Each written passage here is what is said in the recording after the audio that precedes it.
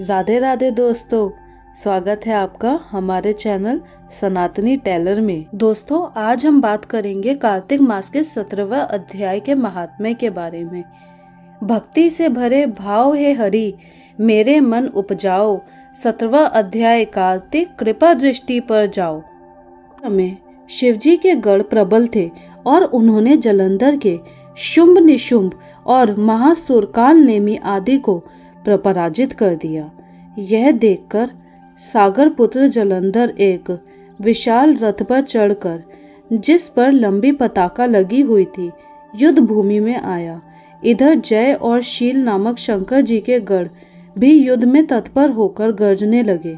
इस प्रकार दोनों सेनाओं के हाथी, घोड़े, शंख, भेरी और दोनों ओर के सिंहनाद से धरती त्रस्त हो गई।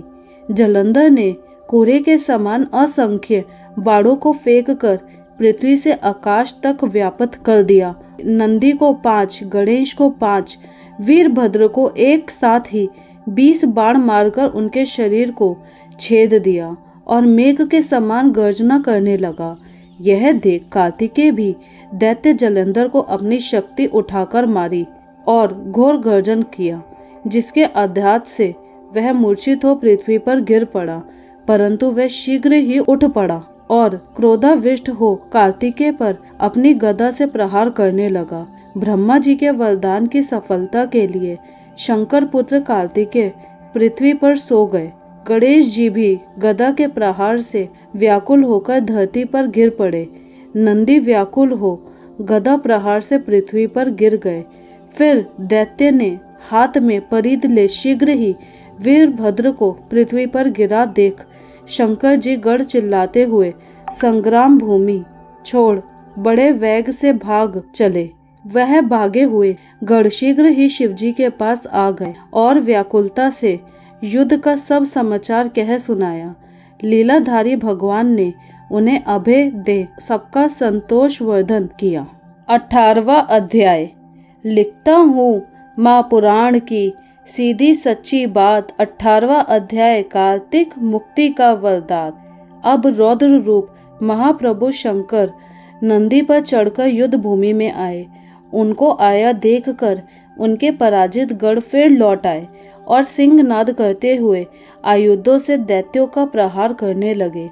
भीषण रूपधारी रुद्र को देख दैत्य भागने लगे। तब जलंधर हजारों बाण छोड़ता हुआ शंकर जी की ओर दौड़ा। उसके शुंभ निशुंभ आदि वीर भी शंकर जी की ओर दौड़े। इतने में शंकर जी ने जलंधर के सब बाण जालों को काट अपने अन्य बाणों की आंधी से दैत्यों को अपने फरसे में मार डाला। खड़गोरमा नामक दैत्य को अपने फरसे से मार डाला और बलाहक का भी सर काट दिया।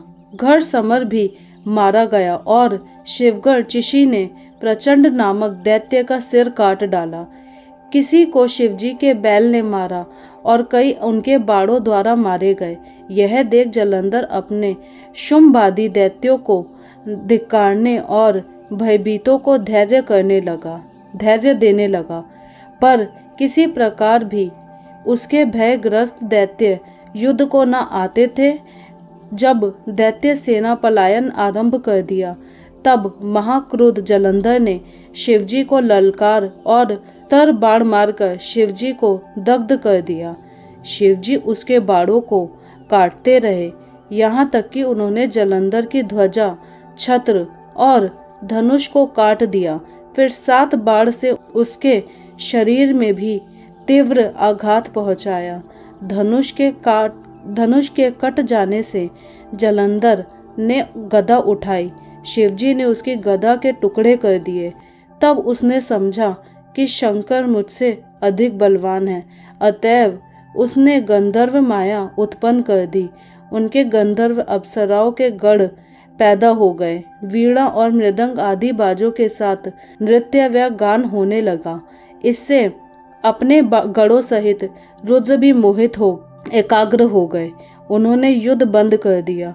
फिर तो काम मोहित जलंधर बड़ी शीघ्रता से शंकर का रूप धारण कर वृषभ पर बैठकर पार्वती के पास पहुंचा उधर जब पार्वती ने अपने पति को आता देखा तो अपनी सखियों का साथ छोड़ दिया और आगे आई।